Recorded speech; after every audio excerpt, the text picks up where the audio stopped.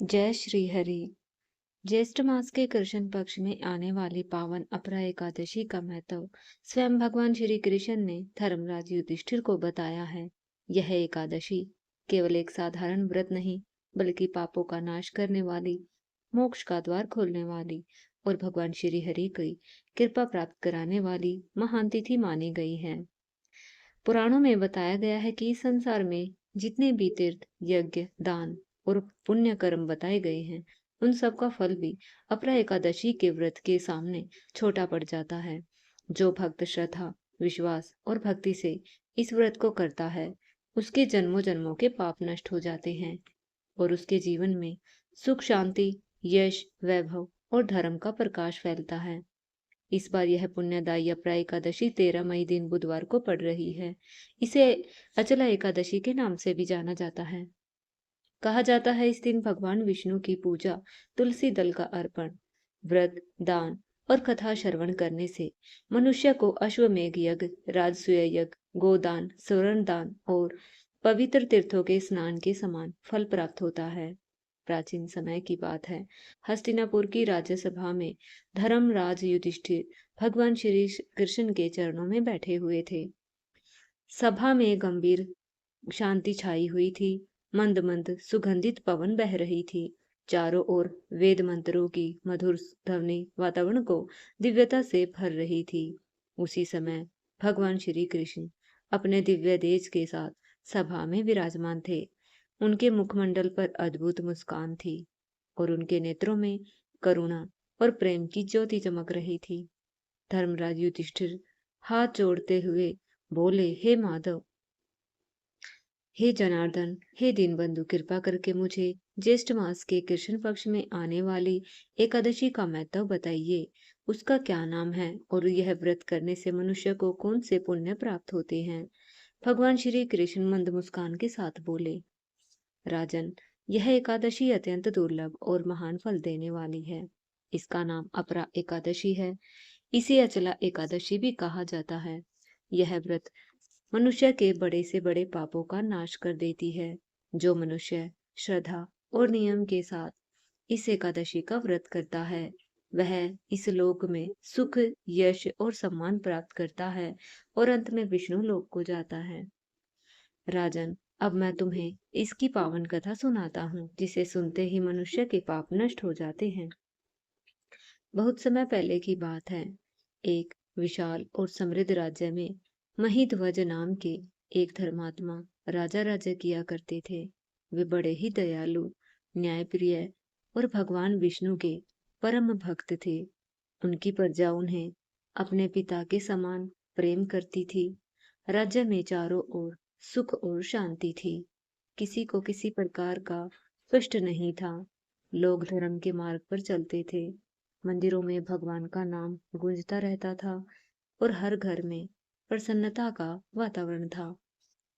लेकिन राजा महिध्वज का छोटा भाई वज्रध्वज अत्यंत क्रूर, अधर्मी और ईर्ष्यालु स्वभाव का था। उसने अपने बड़े भाई की प्रसिद्धि और सम्मान बिल्कुल सहन नहीं होता था। जब भी उसे देखता, प्रजा राजा महिध्वज की प्रशंसा कर रही है, उसके हृदय में ईर्ष्या की आग भड़क उठती थी। धीरे धीरे उसके मन में अपने ही भाई के प्रति घोर द्वेष उत्पन्न हो गया। वह सोचने लगा कि यदि महिध्वज जीवित रहे तो उसे कभी राज्य नहीं मिलेगा। यही सोचते सोचते उसका हृदय पाप से भर गया। एक रात जब पूरा राजमहल गहरी नींद में सोया हुआ था, चारों ओर अंधकार छाया हुआ था, तब वज्रध्वज ने एक भयंकर षड्यंत्र रचा। वह धीरे धीरे अपने बड़े भाई के कक्ष में पहुंचा। राजा महिध्वज उस समय भगवान विष्णु का स्मरण करते रहे, विश्राम कर रहे थे। वज्रध्वज ने क्रूरता से उनकी हत्या कर दी। इतना बड़ा पाप करने के बाद भी उसका हृदय नहीं कांपा। उसने राजा के शरीर को घसीटकर जंगल में ले जाकर पीपल के वृक्ष के नीचे गाड़ दिया। लेकिन धर्मात्मा राजा की अकाल मृत्यु हुई थी, इसलिए उनकी आत्मा को शांति नहीं मिली। वे प्रेत योनि में चले गए। अब वह उसी पीपल के वृक्ष पर रहने लगा। रात के समय उस मार्ग से गुजरने वाले लोगों को भयानक आवाजें सुनाई देती। ले कोई यात्री बेहोश हो जाता, कभी किसी को अजीब छायाएं दिखाई देती। पूरा जंगल भय का स्थान बन गया। लोग उस मार्ग से जाने से डरने लगे। एक दिन महान तपस्वी महर्षि धूमय उस जंगल से होकर गुजर रहे थे। वे अत्यंत तेजस्वी और ज्ञानी ऋषि थे। जैसे ही वे पीपल के वृक्ष के पास पहुंचे, उन्होंने अपनी दिव्य दृष्टि से वहां एक पीड़ित प्रेत को देखा। महर्षि ने ध्यान लगाकर उसकी पूरी कथा जान ली। उन्होंने समझ लिया कि यह कोई साधारण प्रेत नहीं, बल्कि एक धर्मात्मा राजा है, जो अपने ही भाई के पाप के कारण इस अवस्था को प्राप्त हुआ है। महर्षि धूम्य का हृदय करुणा से भर गया। उन्होंने प्रेत को अपने सामने प्रकट होने के लिए कहा। उसी क्षण राजा महीध्वज का प्रेत रूप उनके सामने आया। वह अत्यंत दुखी और व्याकुल था। उनकी आंखों में पश्चाताप और पीड़ा छलक रही थी। वह हाथ जोड़कर बोला, हे ऋषिवर, मुझे इस भयंकर योनि से मुक्ति दिलाइए।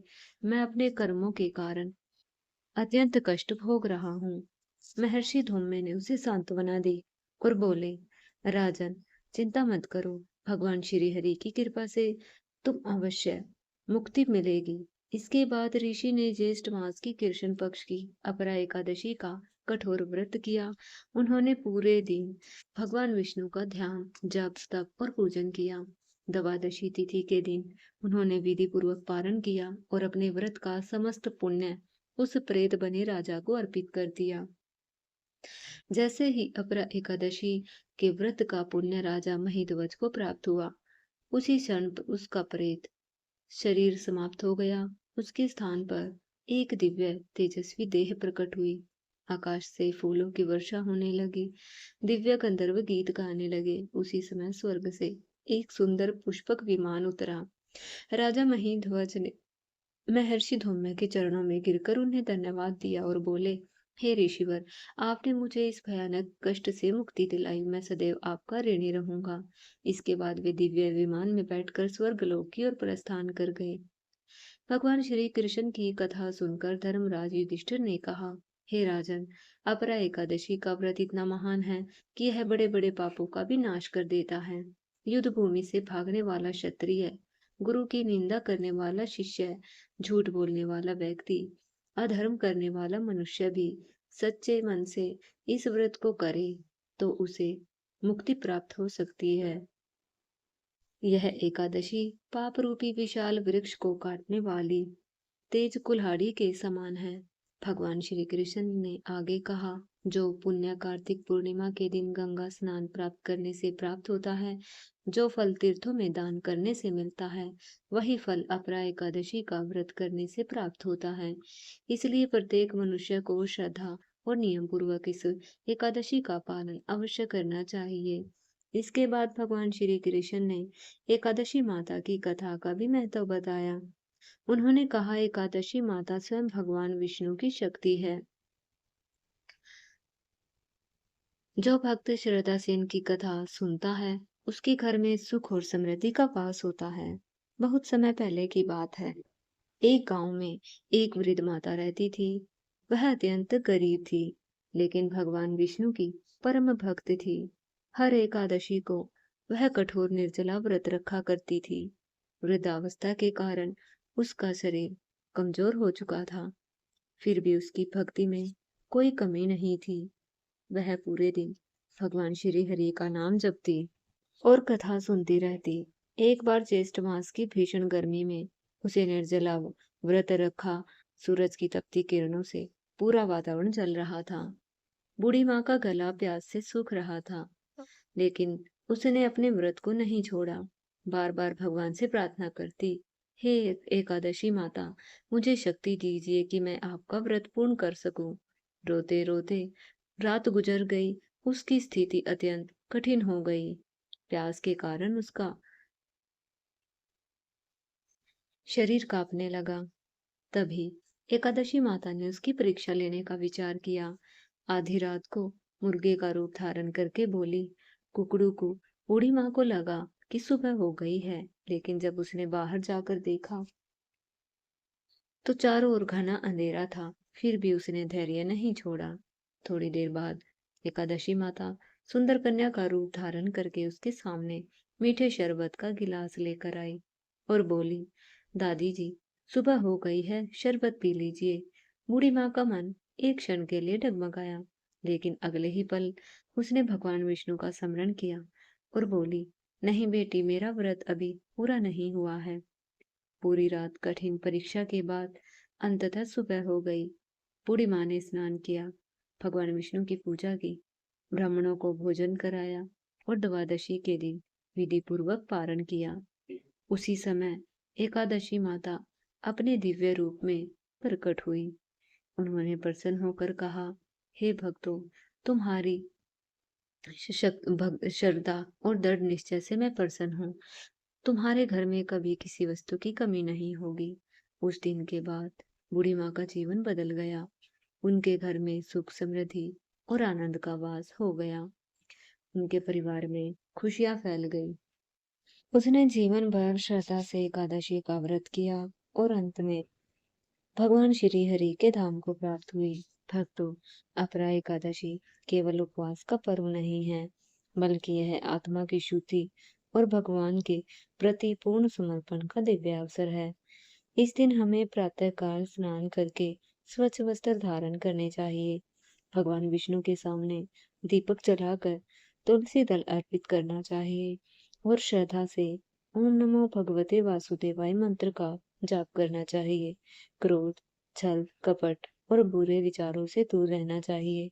इस दिन दान, जप, तप और कथा श्रवण का विशेष महत्व माना गया है। जो भक्त श्रद्धा और विश्वास से अपरा एकादशी का व्रत करता है, भगवान श्री हरि उसके जीवन के सभी दुख दूर कर देते हैं। उनके घर में सुख शांति का वास होता है और अंत समय में उसे वैकुंठ धाम की प्राप्ति होती है। सुनते हैं एकादशी माता की कथा। प्राचीन समय की बात है। सतयुग में मूर नाम का एक अत्यंत बलशाली और भयंकर असुर था। वह इतना क्रूर और अत्याचारी था कि देवता, ऋषि मुनि और पृथ्वी के सभी प्राणी उससे भयभीत रहने लगे। उसने अपनी शक्ति के बल पर इंद्रलोक तक आक्रमण कर दिया। देवताओं को पराजित करके उसने स्वर्ग पर अधिकार कर लिया। सभी देवता भयभीत होकर इधर उधर छिपने लगे। पृथ्वी पर अधर्म बढ़ने लगा। यज्ञ, तप, पूजा और धर्म कर्म समाप्त होने लगे। चारों ओर केवल पाप, अन्याय और अत्याचार का अहंकार फैल गया। देवताओं ने अत्यंत दुखी होकर भगवान शिव के पास जाकर प्रार्थना की, हे महादेव, मूर नाम का यह असुर हम सभी को अत्यंत कष्ट दे रहा है। कृपा करके हमारी रक्षा का उपाय बताइए। भगवान शिव बोले, हे देवताओं, इस संकट से केवल भगवान श्री हरि विष्णु ही तुम्हारी रक्षा कर सकते हैं। तुम सभी उनके पास जाओ। तब सभी देवता क्षीर सागर में पहुंचे।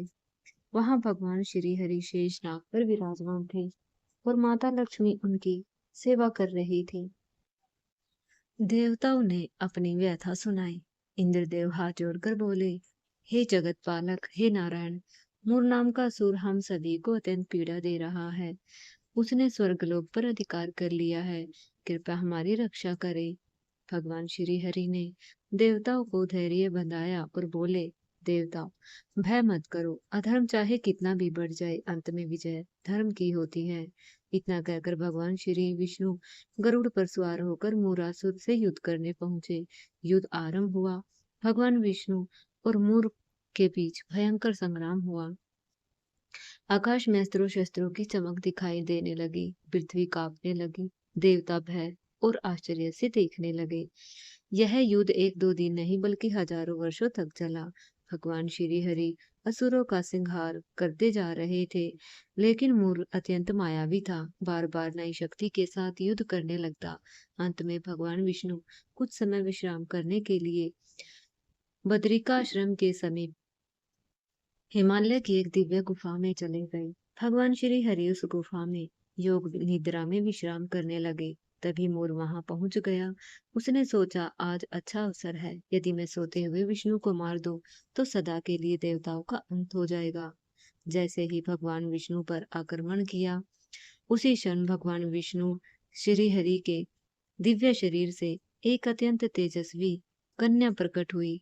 उसके शरीर से हजारों सूर्य के समान प्रकाश निकल रहा था। हाथों में दिव्य अस्त्र शस्त्र सुशोभित थे, लेकिन उसके नेत्रों में तेज और मुख पर अद्भुत आभा थी। उस दिव्य कन्या ने मोर को ललकारते हुए कहा, दुष्ट असुर, तू भगवान श्री हरि पर वार करने का विचार कैसे कर सकता है? पहले तुझे मुझसे युद्ध करना होगा।